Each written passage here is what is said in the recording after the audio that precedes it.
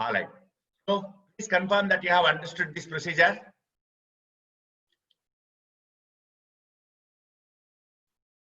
No, this is the method. This is what is observed. Okay. And people who have given us this method have observed that all that mechanism is nothing but these two numbers. These two numbers are getting divided by -4, that is negative coefficient, negative leading coefficient. That's the reason they gave us that method.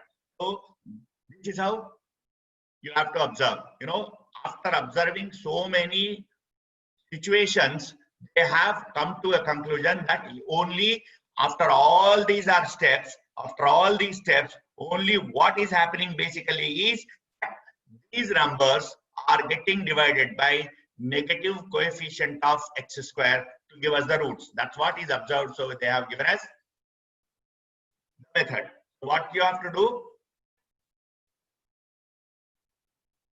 I'll give you another problem for practice. So take this problem.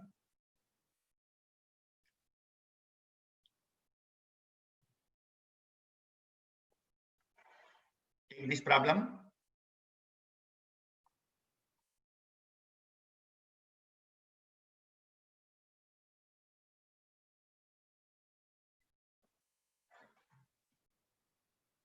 Five x square minus 6x minus 8 is equal to 0. We are going to write the answer as quickly as possible. Roots will be straight away written. Of course, this method works only for those where the roots are rational. It won't work for irrational roots. It won't work for imaginary roots.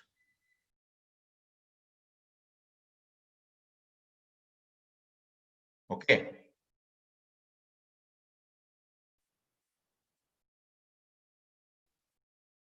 Let me know. Yeah. Nidhi gives the answer as 2 minus 4 by 5. Who else is giving me the answer? Okay. Dennis. Okay. Jordan. Right. Everybody is giving me 2. And I hope that, see, writing the correct roots is not a big deal here. Because you are in class 11, after already passed your class 10, therefore you might be. My intention is to teach you a quick method, right, which is very, very useful and you will be used elsewhere also. Okay, right. So 2 comma minus 4 by 5. For those who have not done, it is 5 into minus 8, that is minus 40. Because I am concentrating on minus 6, it will be minus 10 and 4 divided by minus 5. Minus 5, that will be 2 comma minus 4 by 5. That's it. These are the roots. Okay, right. It is very, very important that we do. And I am going to solve some of the problems today which are basically related to discriminant. What does discriminant do for a quadratic equation? Anybody can answer in the chart. What does discriminant do for us in a quadratic equation? It gives us the nature of roots. So all this time you have been solving problems in which a quadratic equation is given and you are asked to find out whether the roots are rational, whether the roots are irrational, whether the roots are imaginary, that is not real, or simply real, etc., etc. So just to revise, we denote the quantity d is equal to b square minus 4ac in the quadratic equation ax square plus bx plus c is equal to 0. We denote this by d or delta. So delta or d, both the symbols can be used. So d delta greater than 0, roots are real. Delta greater than 0, also a perfect square.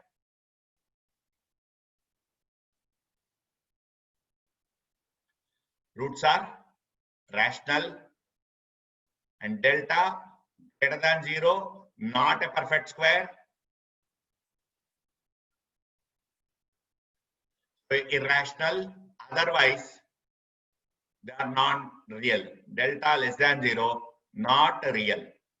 At this time we call them as not real, because you might not have completely knowing what are complex numbers, which we will be introducing in the coming course or class 11 portion. So therefore we, at this point of time, we call them as not real, right? So if I don't want irrational roots, how the discriminant should be? For non-irrational roots, for non-irrational roots, the discriminant should be, how the discriminant should be. Last time also I asked the question, if you remember, you can answer it. For those who have joined, definitely it will be the same situation as in the previous. If quadratic equation should not have non-irrational, I don't want irrational roots. So how the discriminant is going to be? What are possible values for the discriminant? I don't want irrational roots.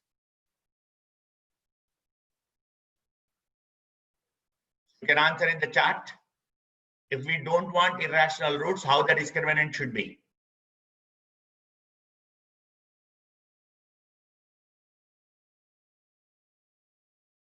Hope you are able to hear me. Not getting response. Yeah. Right. If I don't want irrational roots, how the discriminant should be? Nidhi gives the answer as 0. Shruti Nanoti gives the answer as negative. Greater or equal to 0, Jordan. Siddhi, yeah, okay. Tirtha, right. Okay. I appreciate your responses. Let us see whether they are positive or, they are correct or not. We will discuss. Couple of answers more.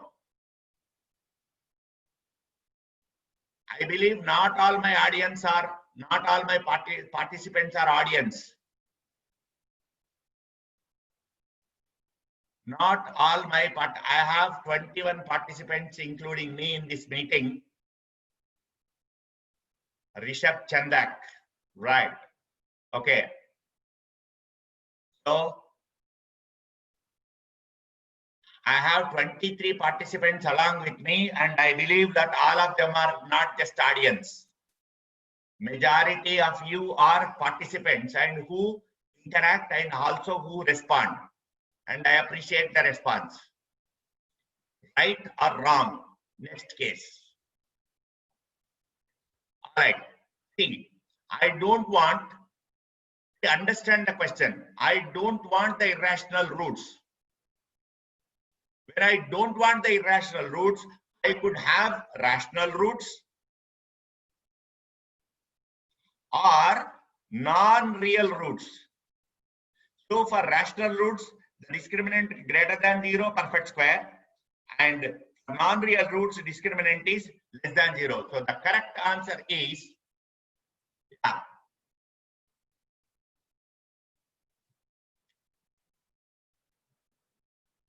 But I don't want not irrational.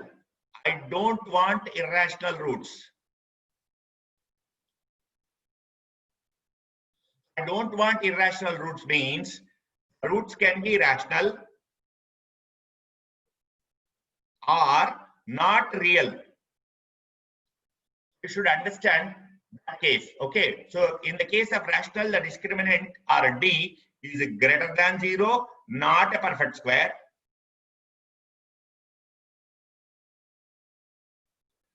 Or discriminant is less than 0. So these two are the answers because we don't want the irrational roots.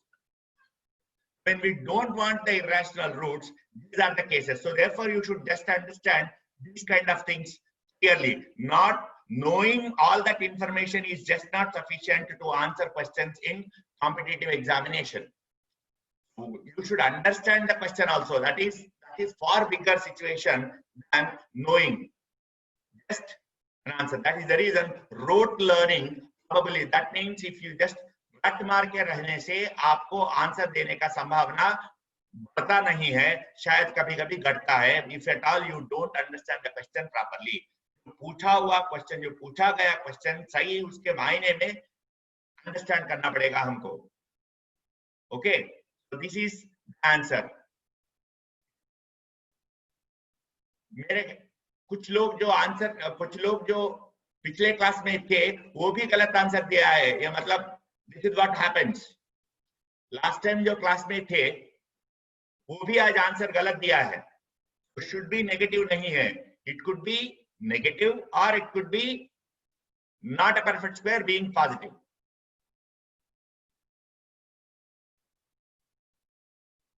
Positive है but perfect square नहीं है या negative है. तो किसी को कुछ पूछना है इसके बारे में? Is everybody understood? Have everybody understood this explanation? Please confirm. Right. Okay.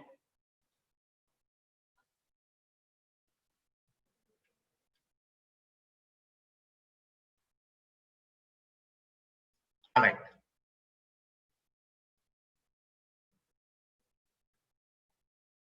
And I will take it forward. These are the things that you already know, some of them. अभी ये मैंने डिस्कस किया था, फैक्टराइजेशन मेथड से हम roots को कैसे निकालेंगे. फैक्टराइजेशन मेथड से रूट्स हम निकालेंगे.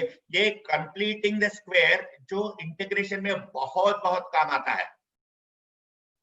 ये क्लास 12 का इंटीग्रेशन में बहुत बहुत काम आ जाता है.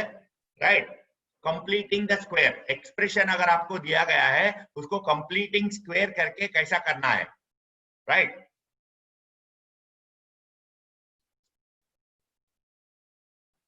तो ये इसके लिए याद रख लो और फॉलो करो. याद रख लो अभी जो मैं दे रहा हूं, X square plus B X plus C. Completing square करके सिंप्लीफाई करना है इसको. Multiply and divide by 4a and proceed. That's it. Simply multiply. तो ये पूरा का पूरा फ्रैक्शंस को अवॉइड कर देता है. Literally it avoids all fractions.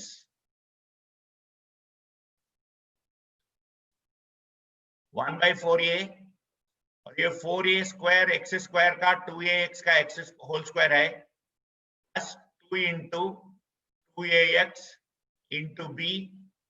जब ये 2a भी कट ऑफ इधर आ गया है तो प्लस बी स्क्वायर चाहिए और माइनस बी स्क्वायर चाहिए. That will give you 1 by 4a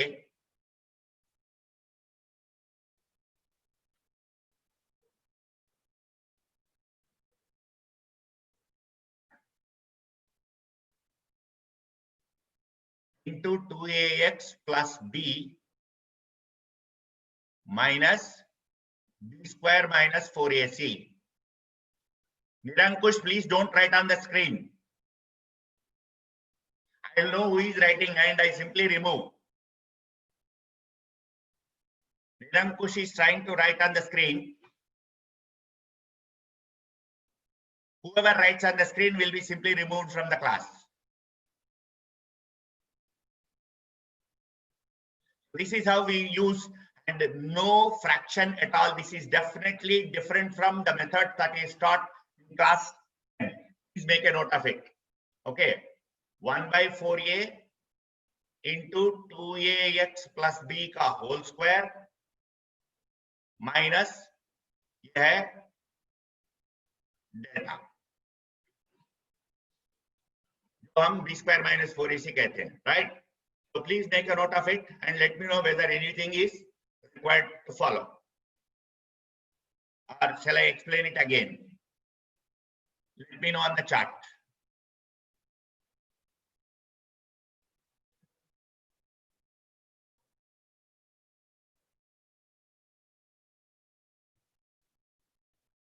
Yeah, Jordan.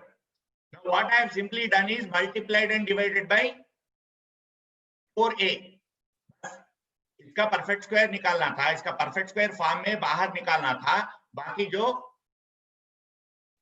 बच जाता है उसको बाहर रखेंगे। द पार्ट इज, तो आप डिवाइड करो और मल्टीप्लाई करो 4a से। मैंने यहाँ पे डिवाइड किया बाहर, अंदर मल्टीप्लाई किया 4a, तो a को 4a से मल्टीप्लाई करने से 4a स्क्वायर बन जाएगा, b को 4a से मल्टीप्लाई करने से 4a भी हो जाएगा, c को मल्टीप्लाई करने से 4ac हो जाएगा, राइट। अभी इसमें ये दो टर्म्स में से परफेक्ट स्क्वायर कहाँ बन रहा है, जो पूरा का तो पूरा परफेक्ट स्क्वायर नहीं बनेगा हर केस में, राइट। तो कभी कभी बन जाता है, नॉट इन एवरी केस। तो इसीलिए पहला दो टर्म्स को हम टारगेट करते हैं, उसको परफेक्ट स्क्वायर का पार्ट मान के, जो जरूरी है वो उसको ऐड करके ना, उसको सब्ट्रैक्ट करके परफेक्ट स्क्वायर बनाते हैं। That is what you have learned in class 10, right. तो ये जो है 4a स्क्वायर एक्स स्क्वायर, ये 2ax का परफेक्ट स्क्वायर है। हम देखिए a square plus 2ab plus b square, तो यहाँ पे जिसका स्क्वायर है वो 2 इंटू a रहेगा, ये यहाँ पे जो बचा हुआ है उसका स्क्वायर इधर रहेगा, that would be a plus b whole square, right? Okay ना। तो therefore 2ax का whole square plus 2 into 2ax into b, मतलब ये 4abx को इधर ऐसा 2 इंटू 2ax इंटू b लिखा है, तो ये जो बचा है उसका स्क्वायर आगे आना चाहिए हमको, तो इसीलिए अभी नहीं दिख रहा है, इसको इसीलिए हम ऐड करके सब्ट्रैक्ट कर रहे हैं। Okay, that's how it comes, this is how perfect square. अगर आपको याद है, कोई टीचर आपको minus B plus or minus root of B square minus 4ac वाला फार्मूला आया कैसे, अगर कोई टीचर पढ़ाता है तो यही पढ़ाता है, एक्चुअली कंप्लीटिंग द स्क्वायर वाला लेकर ही पढ़ाता है, but I take this because it is very simple and does not require any fraction at all to be dealt during the course, इसलिए ओके। तो यही है ना, इज इक्वल टू अगर जीरो करूंगा 2ax प्लस b का whole square is equal to delta है, तो ये plus or minus root delta आ जाएगा। That is how you will get x is equal to minus b plus or minus root delta divided by 2a. This is basically the proof for quadratic formula. Okay.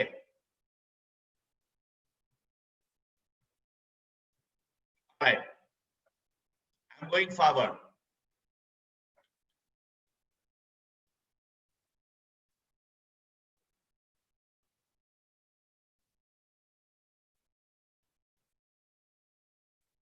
So this is what actually we were discussing, and you know that all these things, delta greater than 0, equal to 0, roots are real and equal. कभी कभी coincident भी बोलते हैं, but still even if the roots are coefficient, we will count them as 2. Roots coincident हो जाते हैं, मतलब that is where we will tell root एक नहीं होता है। क्वाड्रेटिक इक्वेशन के लिए दो रूट्स जरूरी है, दो रूट्स होना चाहिए, वो रियल भी हो और नॉन रियल भी हो, there will be two roots. तो इक्वल भी हो तो रूट्स आर इक्वल, हम एक रूट नहीं माना जाता है उसको, एक ही रूट नहीं माना जाता है, right. And rational roots if and only if rational numbers भी होना चाहिए। अब ये when the roots are rational they will come in conjugates, ये भी आपने सीखा था कि थर्ड चैप्टर में, जो रियल नंबर्स चैप्टर में, 9th और 10th के रियल नंबर्स चैप्टर में आप ये सीखते हैं p प्लस रूट क्यू और p माइनस रूट क्यू, दो इरेशनल नंबर्स है, एक दूसरे को कॉन्जुगेट बोला जाता है। So that will happen only when the coefficients are rational, only when the coefficients are rational you and the discriminant is not a perfect square, then you will have irrational roots and they will come in conjugate place. Okay,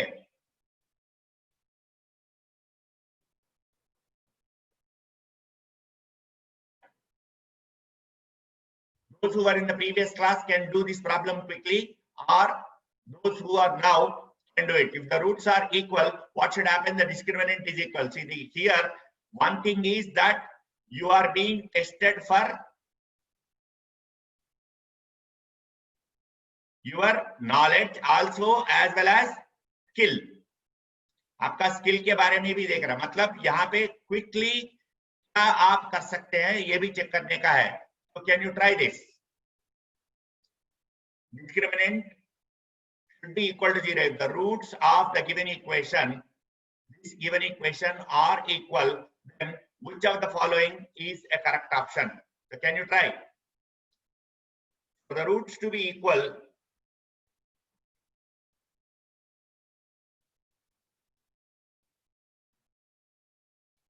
discriminant is equal to 0.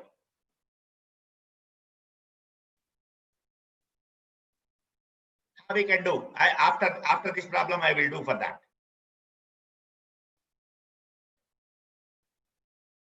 So complete. For the roots to be equal, we need to have the discriminant equal to 0. So what is the discriminant here? देखो ऐसा लिखना, a is equal to m square plus 1, b is equal to 2am, c is equal to a square minus b square. ये पूरा CBSE का method है. This should be avoided.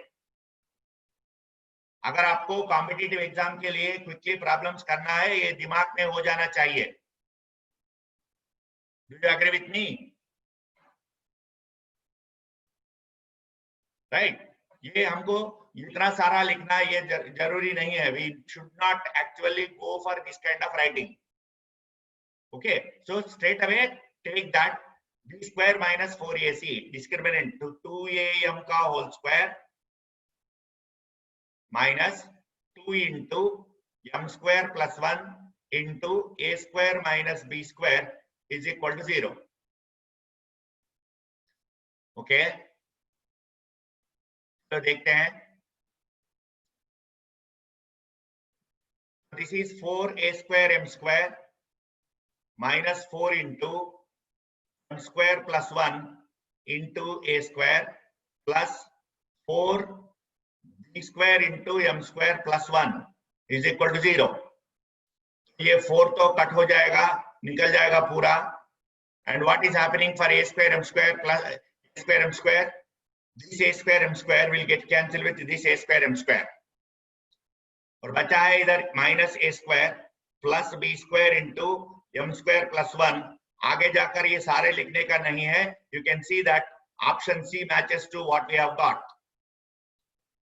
So these are the things. A square is equal to B square into M square plus 1 और minus A square plus B square into M square plus 1 और A square minus B square into M square plus 1. Please let me know whether this was clear.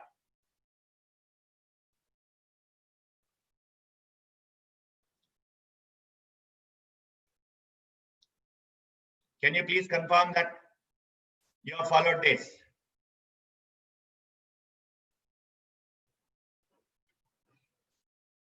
Let me know if I have to repeat. And my step will definitely depend on your response. Yeah.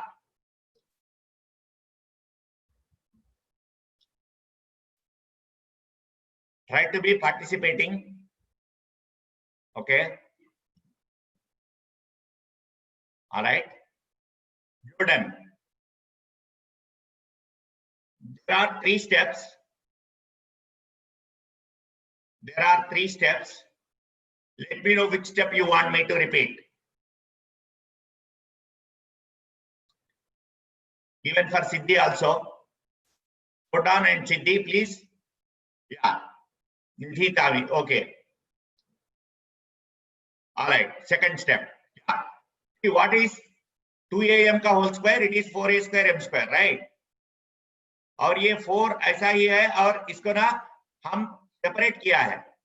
a square minus b square को m square plus 1 से multiply किया और तो m square plus 1 को a square minus b square minus multiply करने से एक तो a square into m square plus 1 आएगा, एक minus b square into m square plus 1 आएगा.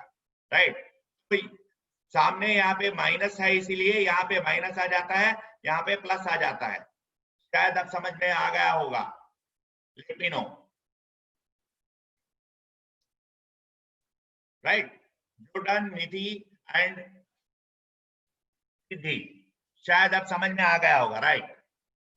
गुड। आगे क्या हुआ है ना, दैट इज वेयर सी, अभी तो आज के तारीख में शायद आपको समझ में नहीं आया होगा, लेकिन बार बार पूरे पूरे लिख के करना। You should start avoiding from day one.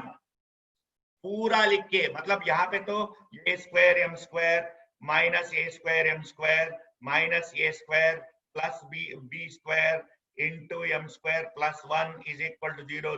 सब cut, these are all requirements for CBSE. इतना तो करके दिखाना था और तभी आपको मार्क्स मिलते थे। यहाँ पर आपको स्टेप्स को मार्क्स नहीं मिलेगा, यहाँ पर आपको आंसर पे मिलेगा, सही आंसर पे मिलेगा।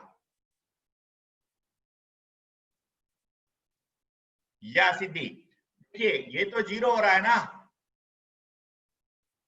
देखिए भाई, x minus Y is equal to 0 का मतलब y minus X is equal to 0, ये दोनों सेम है ना। अगर ऑप्शन, अगर आपके पास स्टेप ये निकला और ऑप्शन में ये है, ये दोनों सेम है ना,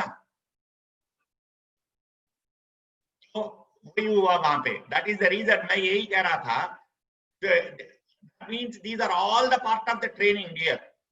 अभी तक जो आप करते आ रहे थे, जो गलत नहीं था मैथमेटिकली, बट आज जो जरूरी है वही करना है आपको। तो आप पूरा का पूरा ऑप्शन, राइट, पूरा का पूरा ऑप्शन से मतलब वहां जो आया आपका आंख काम कर लेना चाहिए कि मेरा जो आंसर आ रहा है वो किसी ऑप्शन में है क्या, ऑप्शन से मिलता है क्या। So these are all a part of your coaching. सिर्फ मैथ्स का फार्मूला दिया और एक प्रॉब्लम करके दिया, तुमने एक प्रॉब्लम कर दिया, ये this is not just mentoring. Mentoring में क्या होता है कि आंसर को कैसे पकड़ना है, मतलब क्वेश्चन को कैसा समझना है और आंसर जल्दी निकालना कैसे, उसके लिए क्या मेथड्स निकालना है, और उसके बाद जब करते करते बीच में ही मतलब ये मेरा कौन सा ऑप्शन में निकलेगा ये भी आपको परखना पड़ेगा। These are all a part of training. आपको एक एक प्रॉब्लम प्रैक्टिस करते करते, ढेर सारे प्रॉब्लम्स सॉल्व करते करते ये सारे दिमाग में रख के सीखना होगा। देखिए, जो टॉप रैंक आता है, जो अच्छा सा अच्छा रैंक लाता है, उसको तुमसे ज्यादा मैथमेटिक्स नहीं आता है, उसको शायद तुमसे ज्यादा फिजिक्स नहीं आता होगा, लेकिन उन्होंने टाइम के मुताबिक यहाँ पे उस टाइम पे क्या करना चाहिए था वही किया है उन्होंने। That is the reason he will be far ahead then you. If at all you have to be in that race, you need to learn all these things जो नामुमकिन नहीं है। Am I making sense? Can you confirm that what I am saying you have understood, you have followed and you try to follow?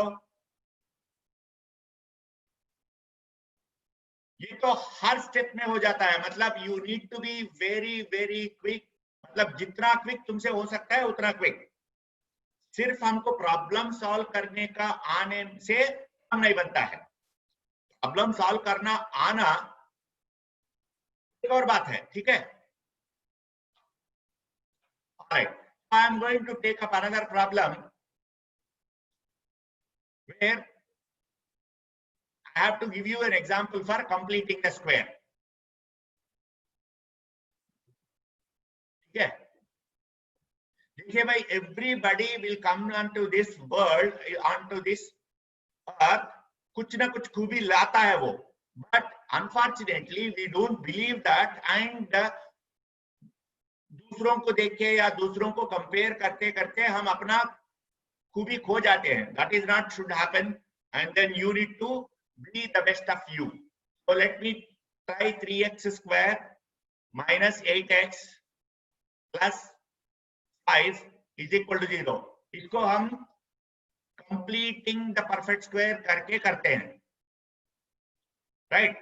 इसको completing the perfect square करके करना है, तो how do we do it?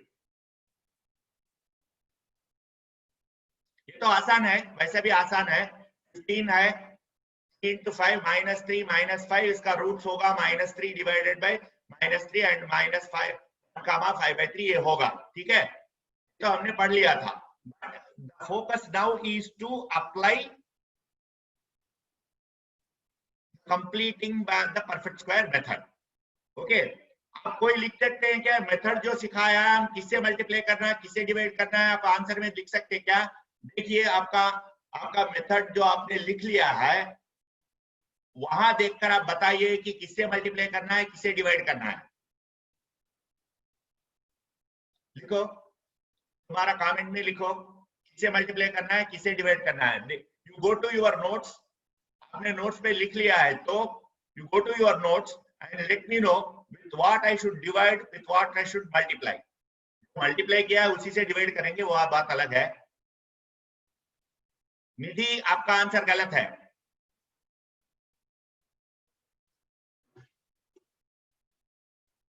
मुझे यहां बताओ यहां किससे मल्टीप्लाई करना किससे डिवाइड करना है, वहां नोट्स में देख के मुझे यहां बताओ किससे मल्टीप्लाई करना किससे डिवाइड करना है। दीक्षा फिर से दोबारा नोट्स चेक कर लेना फिर से। सिद्धि नहीं, नोट चेक तीर्था, निरंकुश या तीर्था से थे, या तीर्था से थे डिवाइड बाय 2 बोल रहे थे, आपने एक मिस कर दिया है।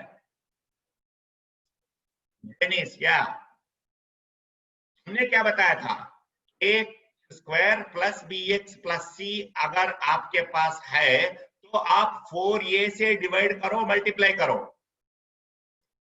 यही बोल रहे थे ना हम, आपने वही लिखा होगा ना। तो यहाँ क्या से डिवाइड किससे डिवाइड करना है, मुझे 12 से मल्टीप्लाई करना होगा। 12 से डिवाइड करूं क्या, राइट हैंड में 0 है तो जरूरत नहीं है, दोनों तरफ से हमने 12 से मल्टीप्लाई किया काम बन जाएगा, ऐसा नो। दोनों तरफ से हम 12 से मल्टीप्लाई किया, राइट हैंड साइड वैसे भी 0 है, किसे भी मल्टीप्लाई करो कुछ फर्क नहीं पड़ता है। तो I am multiplying both sides bye, लिखना तो मैं वैसा ही लिख रहा हूं आपके लिए, मल्टीप्लाइंग बोथ साइड्स बाय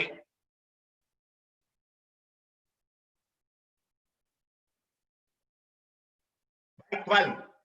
तो ये यहाँ पे 3 है, कोएफिशिएंट ऑफ एक्स स्क्वायर जो है वो 3 है यहाँ पे, इसीलिए हमको 4 इंटू 3 12 से मल्टीप्लाई करना होगा।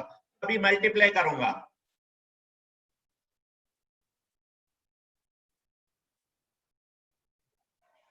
राइट, मल्टीप्लाई कर दिया। अब आगे क्या करना होगा, आगे क्या करना होगा, ये तो पक्का परफेक्ट स्क्वायर बनेगा उसका ऐसा मल्टीप्लाई करने से, ये तो पक्का बनेगा।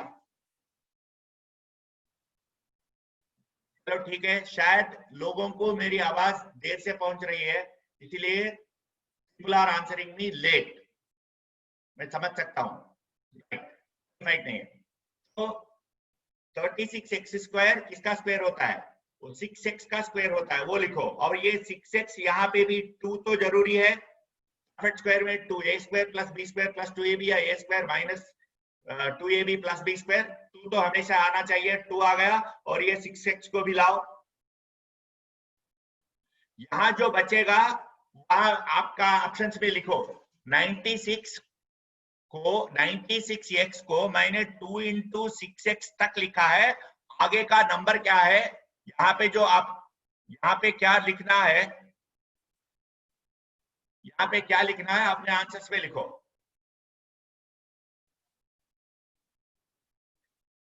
ऋषभ चंदक बोल रहा है 8, यहाँ मुझे नंबर बताओ क्या आना चाहिए। 96x को मैंने 2 इंटू 6x तक लिखा है, बाकी का नंबर क्या है वहां पे, राइट, वेरी गुड, ये हो गया, राइट। ये 6x का होल स्क्वायर हो गया माइनस 2 इंटू 6x इंटू 8 हो गया। तो हमको परफेक्ट स्क्वायर बनाने के लिए 8 स्क्वायर चाहिए, तो मैं ऐड कर रहा हूं, सब्ट्रैक्ट भी करना होगा मुझे, राइट। मैंने 8 स्क्वायर को क्यों ऐड किया है, मेरे पास a स्क्वायर माइनस 2ab अगर है तो मुझे इसका स्क्वायर, अभी ये परफेक्ट स्क्वायर बनेगा, ऐड कर रहा हूं तो सब्ट्रैक्ट भी करना होगा मुझे, लाइक दैट। समझ में आ गया सब लोगों को? Then this part would be 6x minus 8 का होल स्क्वायर, सारा इधर लेके गया, ये तो हो गया 4, तो 6x माइनस 8 बन गया +2 या -2, तो 6x या तो 10 या तो 6, x का वैल्यू हो गया 10/6 that is 5/3, 6/6 that is 1.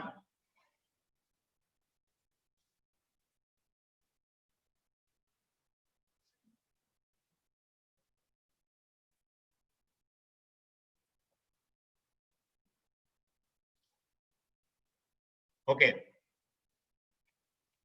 so this is how the quadratic equation is solved using completing the perfect square method. अब देखो,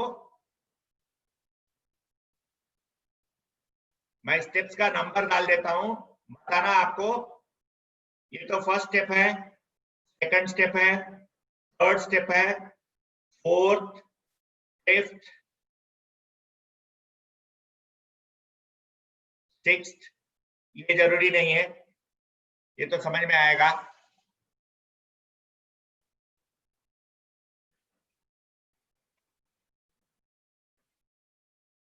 हाँ, किसी को अगर समझ में नहीं आया तो कौन सा स्टेप में नहीं समझ में आया बताओ, मैं समझाने के लिए कोशिश करूंगा फिर से। था आपको x = 8/6 गलत था, ये 0 नहीं होगा ना, 64 - 60 r होगा ना, उसका स्क्वायर रूट निकालना है।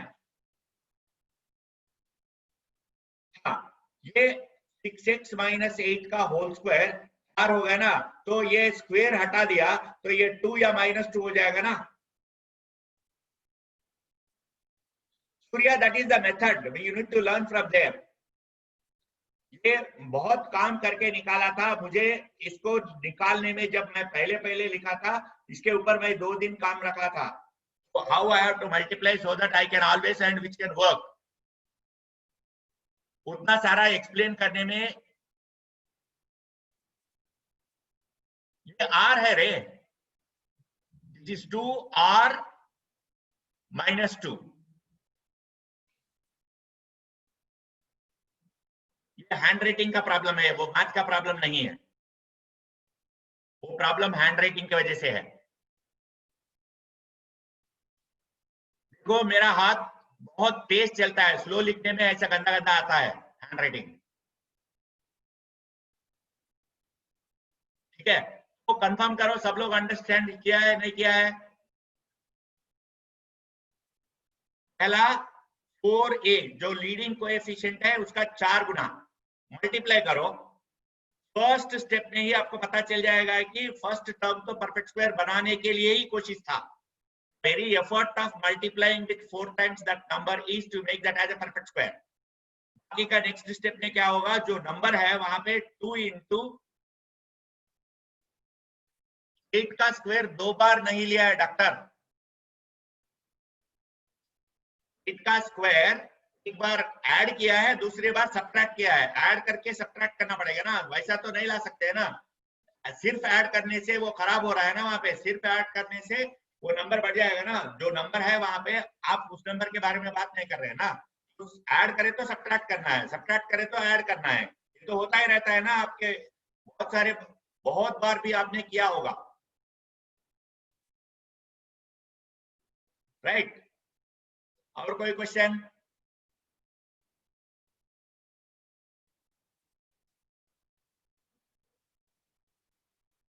Any more questions? अच्छा ये बताओ, और एक एग्जाम्पल करने का है,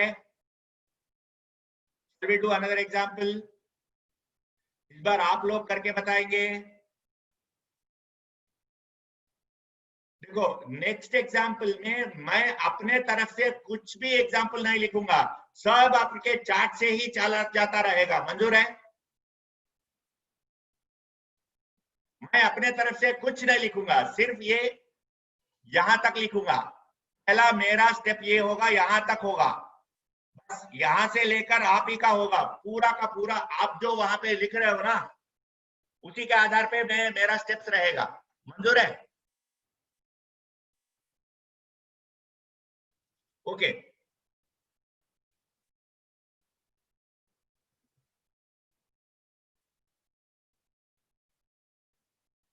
इसका करते हैं। तो जैसा मैंने बोला है, मेरा स्टेप से शुरू होता है। मैं लिखता हूं मल्टीप्लाइंग बोथ साइड्स बाय, और मेरा खत्म होने से पहले आपका आंसर वहां पे लेना चाहिए, इसे मल्टीप्लाई करना है। देखो भाई, ऐसा करने में ही मजा आता है, नहीं सिर्फ देखते बैठना है, सुनते रहना है, ये इसमें मजा नहीं आएगा। ना मुझे नहीं आएगा मजा, आपको भी नहीं आएगा। बस 20-25 लोग हैं, सिर्फ 4 लोग जवाब दिया है, इसका मतलब क्या है? राइट, मजा नहीं आता है। सब लोगों को रिस्पॉन्ड करना होगा। मल्टीप्लाइंग बोथ साइड्स बाय, या वेरी गुड, गुड गुड। अभी तो 5-6 लोग आंसर किया है, very good, yes, I agree. तो जो पहली बार मतलब शुरुआत में जो आंसर 8 दिया होगा, उन्होंने दूसरा स्टेप भी कंप्लीट किया होगा।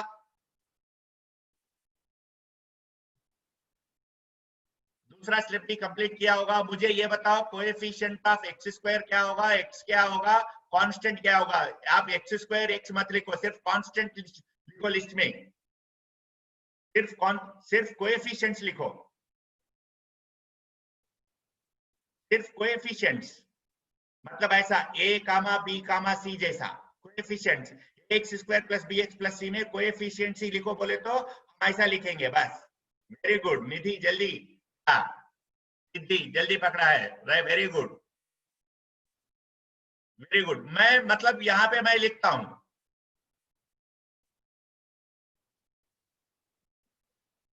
ये मैं पूरा कर देता हूं, या वेरी गुड। आओ तीर्था, तीर्था ने मतलब आगे का स्टेप भी लिख दिया है वही तीर्था ने, गुड गुड। ये हम इसको 4x का होल स्क्वायर लिखते हैं। मुझे ये चाहिए, आगे का क्या लिखना है मुझे? 24 को मुझे क्या लिखना है? एक तो 2 रहेगा जरूर, 4x भी रहेगा जरूर, बाकी क्या है? वाह सिद्धि, राइट, अरे वाह, तीर्था तो पूरा ही लिख दिया, वेरी गुड।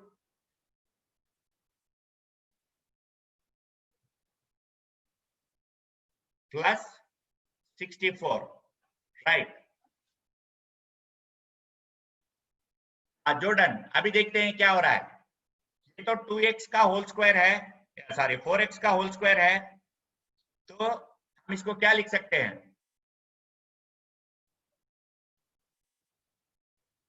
क्या ऐड करके सब्ट्रैक्ट करना है मुझे बताओ, क्या नंबर मुझे ऐड करके सब्ट्रैक्ट करना है? जल्दी बताओ, क्या नंबर मुझे वहां पे ऐड करके सब्ट्रैक्ट करना है? मतलब ये तुम लोगों ने बता दिया तो समझ में आ ही जैसा हो जाएगा।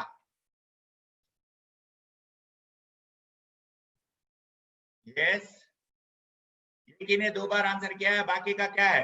अब मैं ऑफकोर्स जो ऐड करना है वो सब्ट्रैक्ट नहीं कर लूंगा, आप सिर्फ बताओ कि क्या क्या नंबर है यहाँ पे ऐड करना है मुझे। ऋषभ चंदक, चलो देखते हैं। मैंने 9 ऐड कर दिया है, इसको सब्ट्रैक्ट भी करूंगा ना, तो ये जो टर्म है, क्वेश्चन समझ के आंसर देना है, वो किसका स्क्वायर है? आपने चैट बॉक्स में लिखो वो किसका स्क्वायर है, हु स्क्वायर इज दिस, जो मैंने बॉक्स किया है वो किसका स्क्वायर है?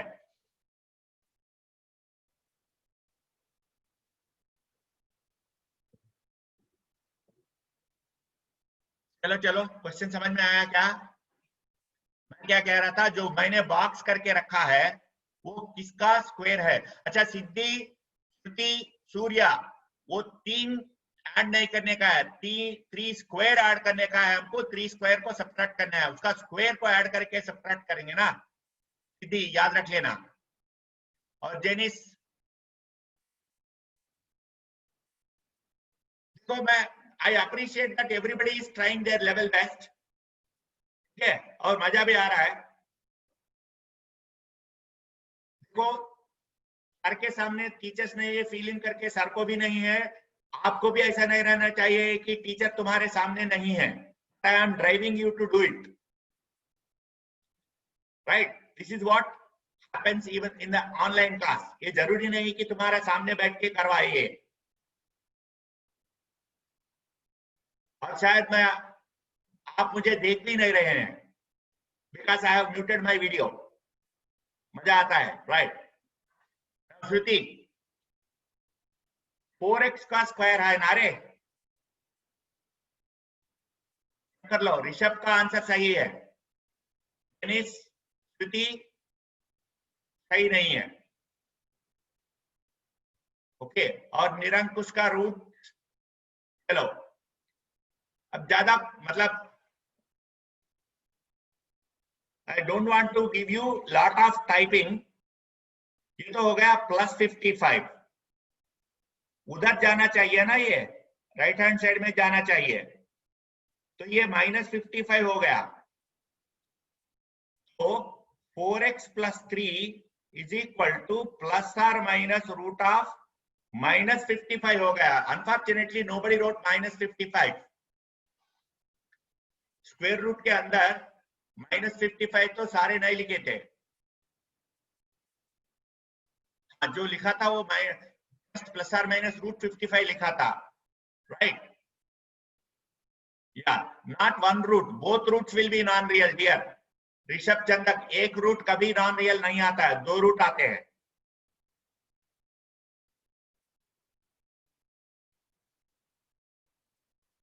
तो x is equal to -3 ± root of -55 divided by 4. These are the roots. Both are non-real. एक नॉन रियल रूट नहीं आता है. जब coefficients are real, coefficients are real, ये भी एक चेक करने की बात है, ये भी एक नोट करने की बात है. जब क्वाड्रेटिक इक्वेशन का कोएफिशिएंट्स रियल हो,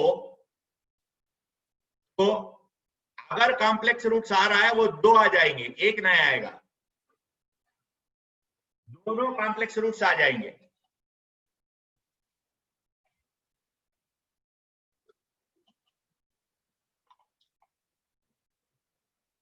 आपको आगे जाकर वैसे भी आपको you can make you understand that why ऐसा हो रहा है करके. ठीक है, मैं अभी अगले स्लाइड में बताऊंगा वो ऐसा क्यों होता है. एक मान के चलते हैं, तो रूट्स अगर रियल है, मीन सॉरी, कोएफिशिएंट्स अगर रियल है, तो कॉम्प्लेक्स रूट्स, 2 कॉम्प्लेक्स रूट्स आएंगे और वो भी एक दूसरे का कॉन्जुगेट हो जाएगा. वो भी ऐसे ही हो जाएंगे. p + qi के रूप में एक रूट होगा, p - qi के रूप में एक होगा. यहां तक समझ में आया लोगों को? Please confirm that you have understood. जिनका गलती हो गया था वो लोगों ने ठीक किया, कर लिया है क्या? ओके, चलो आगे बढ़ते हैं.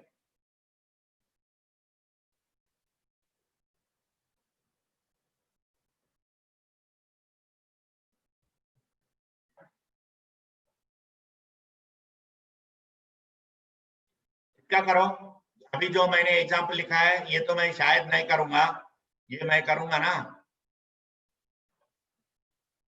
आप लोग फील करोगे. सारा इजी प्रॉब्लम सर कर लेता है करके आप फील करोगे, तो आप ही को करना होगा.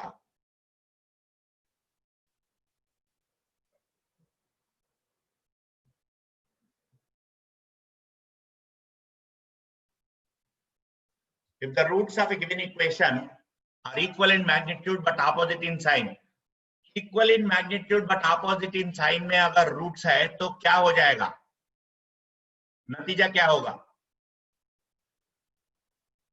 अगर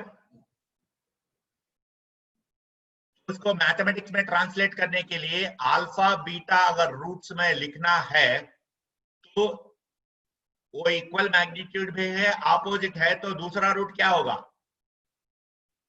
एक रूट अल्फा है तो दूसरा रूट क्या होगा?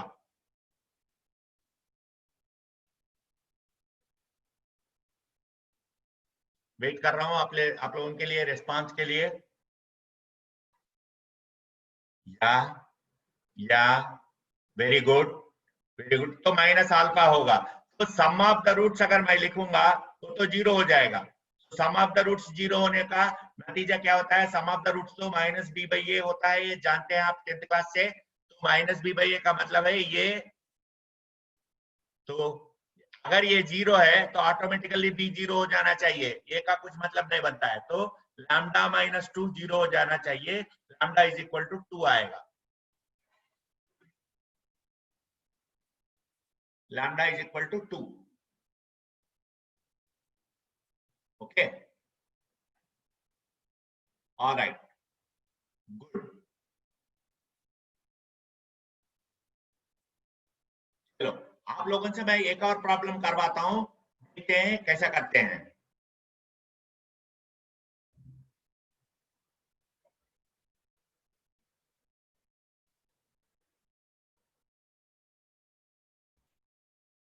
अभी हम ये फर्स्ट एंड सेकंड वाला फटाफट करेंगे।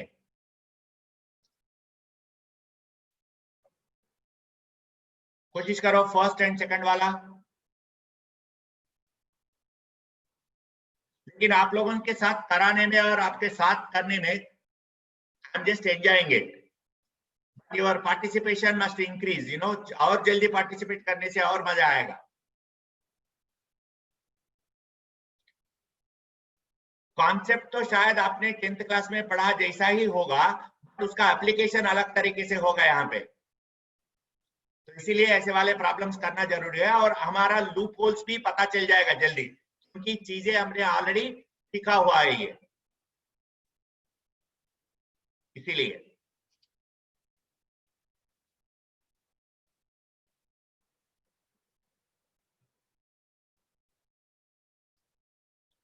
मैं क्वेश्चन 1 की बात कर रहा हूँ, रूट्स ऑफ द इक्वेशन क्या होगा। अब मैं सजेस्ट करता हूँ सब्स्टिट्यूट करने का, सब्स्टिट्यूट करके देखने का। गलत चीज मत करो, वो एग्जाम में करना है, प्रैक्टिस में नहीं करना है। मेरे साथ प्रॉब्लम सॉल्व कर रहे हो तो आपको प्रॉब्लम सॉल्व करना कैसे सीखना है मेरे से।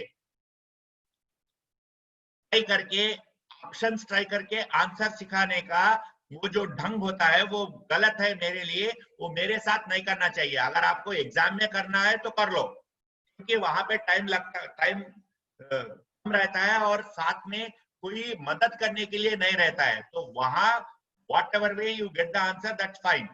जब मेरे साथ हो, आपको प्रॉब्लम सॉल्व करने का ढंग सीखना होगा, that will be the right approach.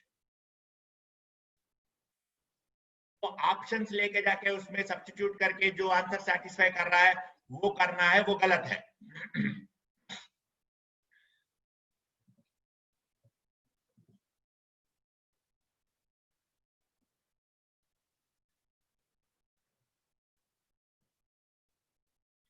I'm not getting any response. Hello, can you hear me? भाई लोग, किसी का भी रिस्पांस नहीं आ रहा है। Are you there with me?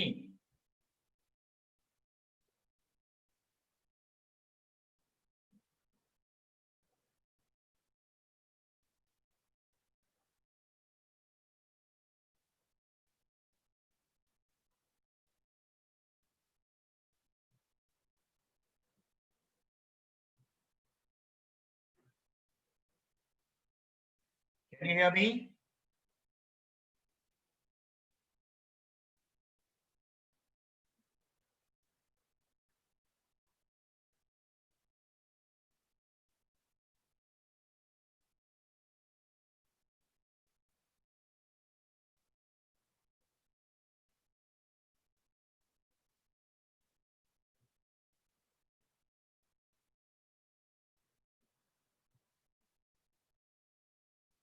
Okay. हाँ, निधि तभी। निधि, क्या हो रहा है? आपने प्रॉब्लम को सॉल्व नहीं किया है, तो अपना क्वाड्रेटिक इक्वेशन दिमाग में आया, उसको सॉल्व किया है आपने, इसीलिए आपका आंसर ऐसा आया है। आप जो क्वेश्चन को सॉल्व करना था ना, उसको नहीं किया है, उसकी वजह से आपको वो आंसर आया है। And you will agree with me after you check your question, or मैं बताने के बाद आप मान जाओगे ये वाला बात। ठीक था भी।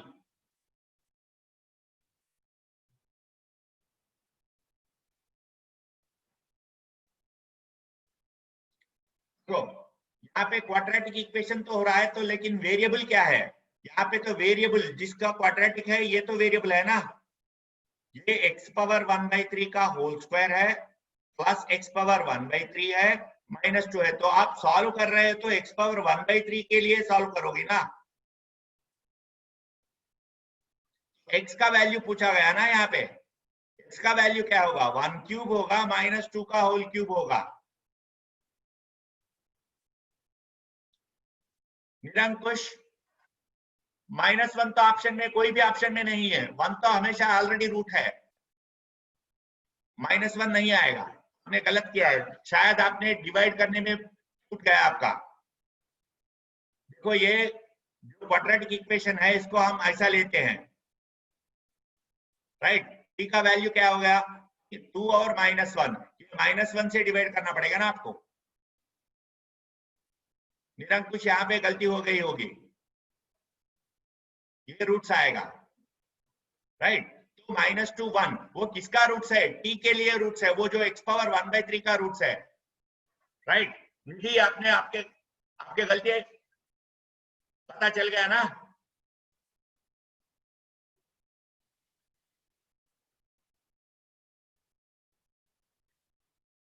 Did you confirm that you have understood your mistake? Yeah, very good. ये बता रहा था मैंने आपको, मतलब जो दिमाग में आया था वो क्वाड्रेटिक इक्वेशन जो दिमाग में आया था उसको आपने सॉल्व करके रखा है, यही तो आएगा ना तब आपको सॉल्व करना तो x पावर 1/3 के लिए करना है। जॉर्डन क्या समझ में नहीं आया बताओ, फिर से दोबारा करूं क्या? देखो ये इक्वेशन है x पावर 1/3 का whole square plus x power 1/3 -2 is equal to 0। इसको हम ऐसा लिख सकते हैं t square plus t -2 is equal to 0। ये t का क्या होगा? न्यूटन t, मतलब इस इक्वेशन को मैं ऐसा लिख रहा हूं, इसको t का मतलब है x पावर 1/3 ना, राइट। तो मैं t को सॉल्व करता हूं, t इज इक्वल टू 1 और -2 आएगा, ये बड़ी बात नहीं है, यू विल गेट इट। ठीक है, तो x पावर 1/3 अगर 1 है या -2 है तो x क्या होगा? उसका क्यूब होगा। ये है 1 और -8 पूछा गया है वैल्यूज ऑफ x। तो that is the reason I was telling कि आपको क्वेश्चन को समझना भी जरूरी है। तो आपको इक्वेशन क्वाड्रेटिक इक्वेशन तो दिया था, वो x में नहीं था, वो x पावर 1/3 में क्वाड्रेटिक इक्वेशन था,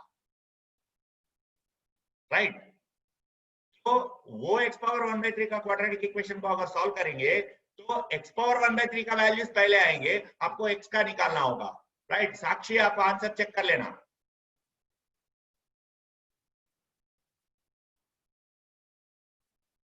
ठीक है। अब चलो भाई दूसरा प्रॉब्लम अगर कोई करता है, दूसरा प्रॉब्लम करने से पहले आप 13वां प्रॉब्लम करो, गो फॉर 13th प्रॉब्लम।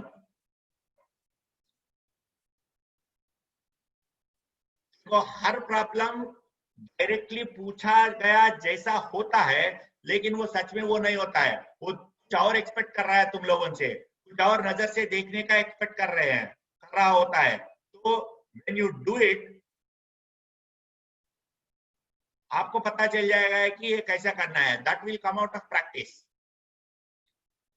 देखो तो कॉन्सेप्ट के थ्रू आपको करना होगा, रूट्स ऑफ द इक्वेशन अगर इक्वल है तो आपको क्या करना होगा? डिस्क्रिमिनेंट इक्वल टू 0 हो जाना चाहिए।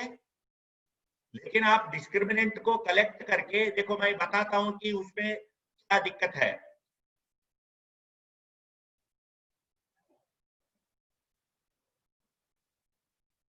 इतना झंझट है।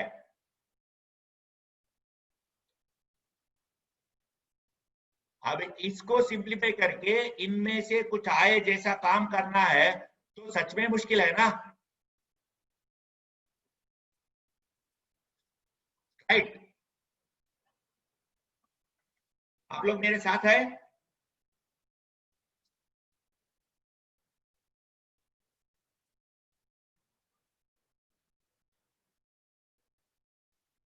ऐसा करो, ये वाला और ये वाला अलग से लिखो। वो जो टर्म आता है ना, उसका पूरा टर्म, मतलब सिर्फ ए स्क्वायर नहीं, ए स्क्वायर इसका मतलब है ए स्क्वायर टी स्क्वायर और 2ac इंटू टी और सी स्क्वायर एक जगह लिखो ऐसा।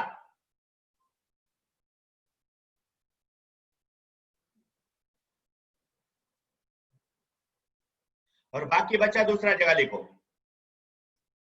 बाकी बचा क्या होगा,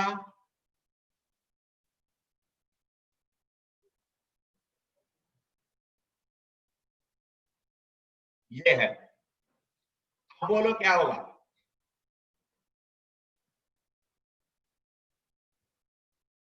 अब जरा गौर से देखो, A square T square minus 2ac t plus C square, उसको हम कैसे लिख सकते हैं, क्या सिंप्लीफाई कर सकते हैं उसको, थोड़ा सा देखेंगे ना, आप पता चल जाएगा।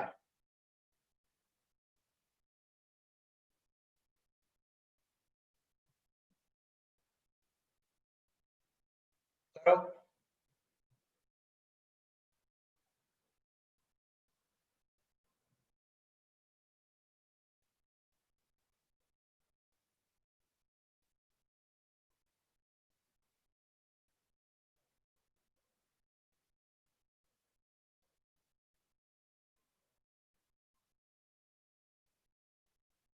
ये समझ में आ रहा है, ए स्क्वायर माइनस सी स्क्वायर तो नहीं होता है जेनिस, क्या है बीच में, भी तो है। हाँ ये टी निधि, दोबारा गलती कर दिया आपने, आप थोड़ा जल्दबाजी करती है। करेक्ट करो अपने आंसर को, जेनिस और निधि दोनों अपने आंसर को करेक्ट कर लो।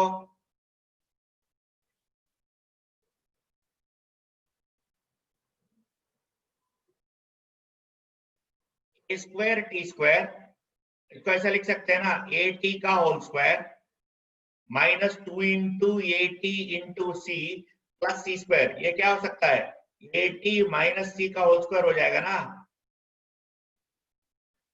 ए टी माइनस सी का होल स्क्वायर, वैसे ही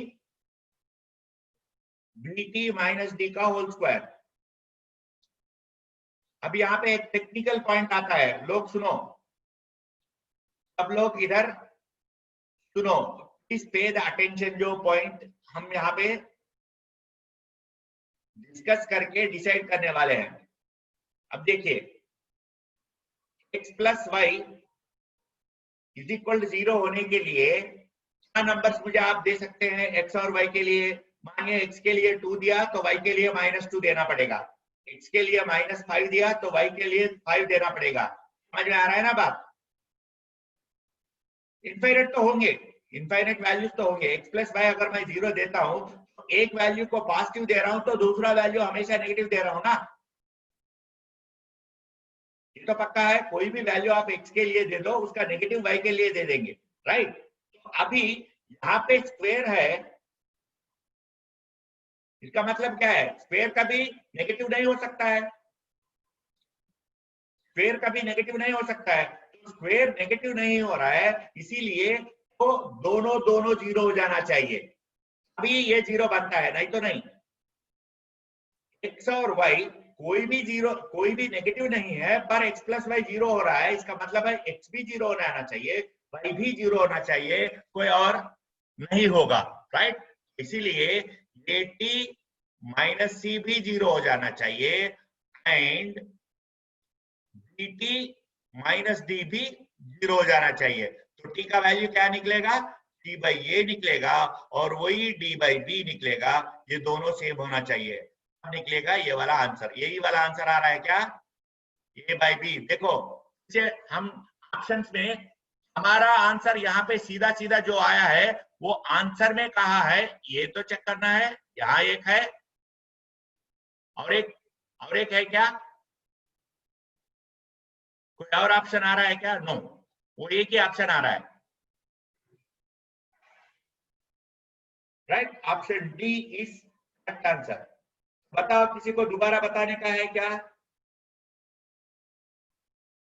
और स्टेप्स मैं डालता हूँ 1 2 3 4, तो बताओ कौन सा स्टेप आपको समझाना पड़ेगा।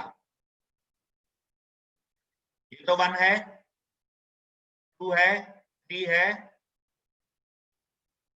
4 है। सूर्या, आप बताना पड़ेगा है कि कौन सा स्टेप में प्रॉब्लम है। पूरा का पूरा फिर दोबारा बताने में कोई मतलब नहीं बनता है। यू माइट बी नोइंग कि कहाँ पे दिक्कत हो रही है, वहां का वो दिक्कत क्लियर करने से आपको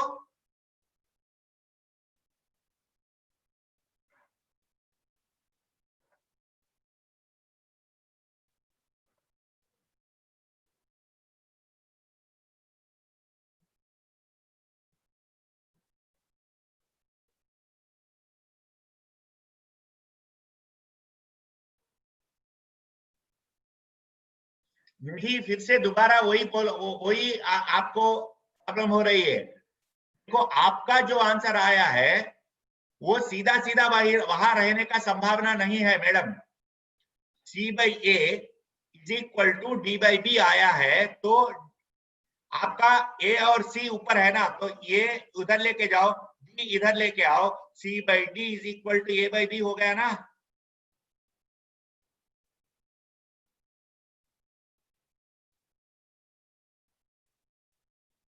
राइट निधि, कंफर्म करो। अच्छा सूर्या, बताओ कौन सा स्टेप आपके लिए चाहिए।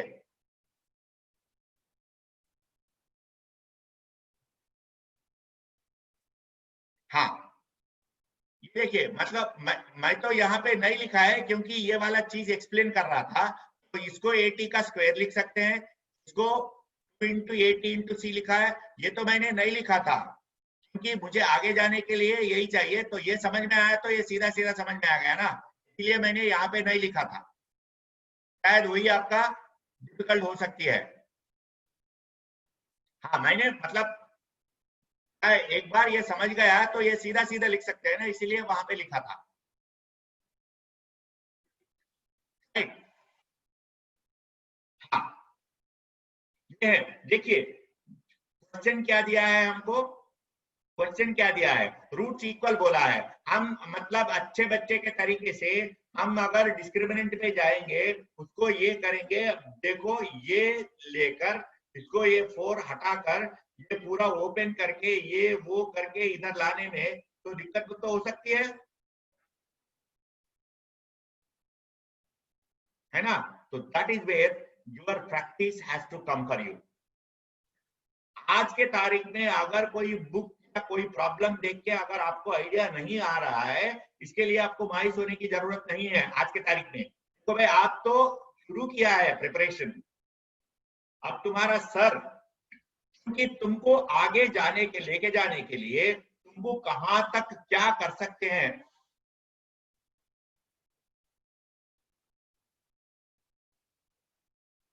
कहां तक क्या क्या कर सकते हैं बताने के लिए। किसी का ऑप्शन सी था, कौन ऑप्शन सी दिया है? Who is option C?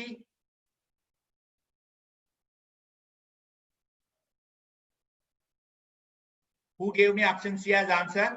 I would like to know.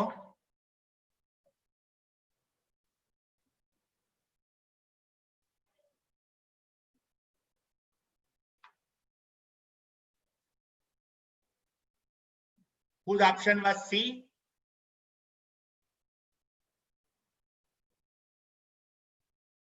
चलो ठीक है, वो शायद क्लास में नहीं है, आप निकल गया होगा। राइट, ये है।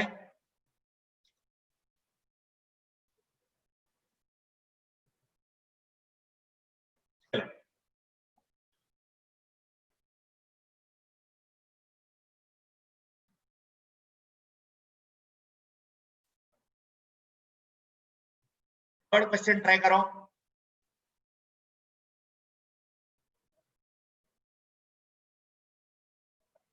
Question number 3।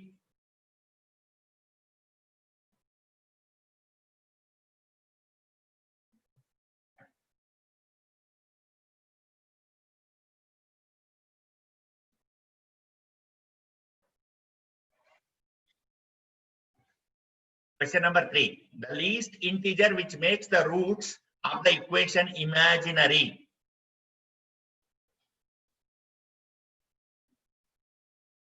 ऋषभ, ये तीसरा क्वेश्चन के लिए ऑप्शन डी आंसर था क्या पिछले वाले क्वेश्चन के लिए था?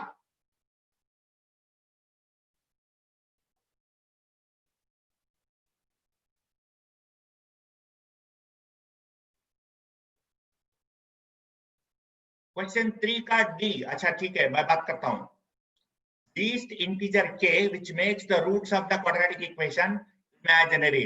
रूट्स इमेजिनरी होने के लिए हमको क्या होना चाहिए? What we need?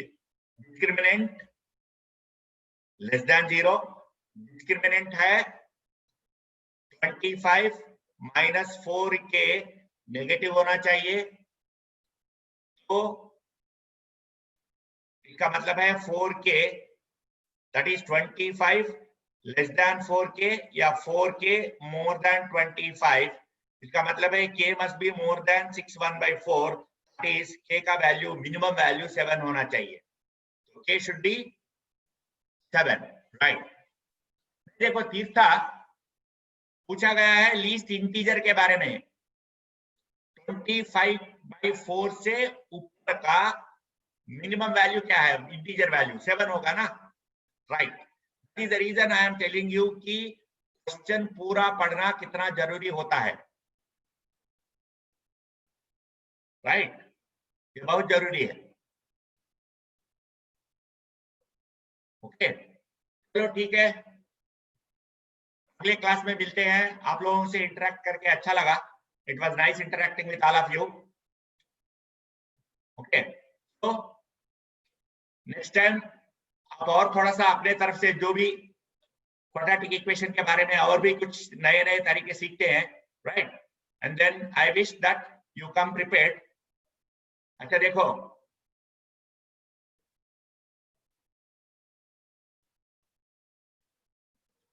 ऐसा आना चाहता हूं, ऐसा नहीं।